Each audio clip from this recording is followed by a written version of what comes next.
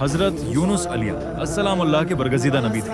وہ اپنی قوم کو اللہ کا پیغام سناتے تھے مگر لوگ ان کی بات ماننے سے انکار کرتے رہے۔ قوم کی مسلسل نافرمانی دیکھ کر حضرت یونس علیہ السلام بہت غمگین ہوئے اور شہر چھوڑنے کا فیصلہ کر لیا۔ رات کے وقت حضرت یونس علیہ السلام خاموشی سے سمندر کی طرف روانہ ہوئے تاکہ کسی دوسری جگہ جا سکیں۔ حضرت یونس علیہ السلام ایک بڑی کشتی میں سوار ہوئے لیکن اچانک سمندر میں خوفناک طوفان آ گیا اور کشتی کے مسافروں نے فیصلہ کیا کہ ایک شخص کو سمندر میں ڈالنا ہوگا تاکہ کشتی بچ سکے اور قرا حضرت یونس علیہ السلام کے نام نکلا۔ حضرت یونس علیہ السلام نے اللہ پر بھروسہ کیا اور خود کو سمندر کے حوالے کر دیا۔ چاروں طرف اندھیرا اور تیز لہریں تھیں۔ اللہ کے حکم سے ایک بہت بڑی مچھلی آئی اور اس نے حضرت یونس علیہ السلام کو نگل لیا مگر اللہ نے انہیں محفوظ رکھا اور مچھلی کے پیٹ میں مکمل اندھیرا تھا، نہ سورج کی روشنی نہ ہوا، مگر اللہ کی قدرت سے حضرت یونس علیہ السلام زندہ رہے۔ حضرت یونس علیہ السلام نے اندھیروں میں اللہ سے دعا کی، لا الہ الا انت سبحانک انی کنت من الظالمین۔ 40 دن تک حضرت یونس علیہ السلام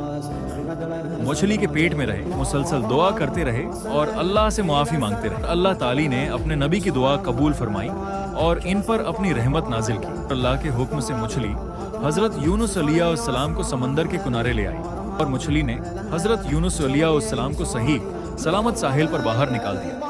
وہ بہت کمزور ہو چکے تھے۔ اللہ تعالی نے حضرت یونس علیہ السلام کے لیے ایک سایہ دار پودا اگایا تاکہ انہیں آرام اور سکون مل سکے۔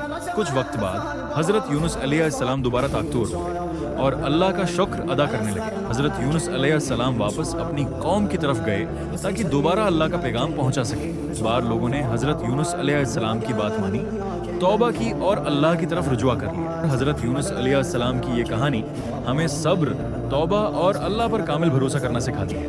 قرآن پاک میں حضرت یونس علیہ السلام کا واقعہ اللہ کی عظیم رحمت اور معافی کی خوبصورت مثال ہے۔